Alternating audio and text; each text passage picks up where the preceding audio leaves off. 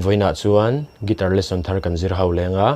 voina kan zir ho le tur chu heli zathang le mingte changte nan sak mangai tu dik ti hlan sakha gitara perdan ol something kan zir ho le don ni ama sabera chuan din kan langa asanga g aniama a minor a hian b minor hi bar chord kan me thiam lo chuan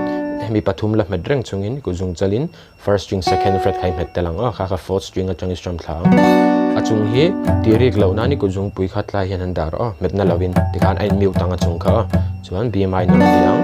chuan d7 kan hmang bokanga chuan e minor kan hmang tel boka khang ki hawa kan hmang don ni chuan he la pon strum dan chi khat chau kan nei lenga bulchanga top thlengin kan kwal chuak leang chu tiang kan strum don ni down up down up down up down up down down up tikhan down up down up down up down up down down up tikhan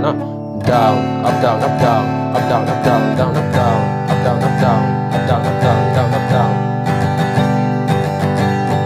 vai khat mong chang in kan soi leang down up down up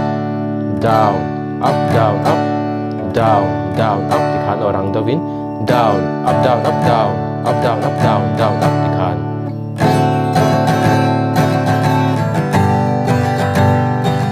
na na na na na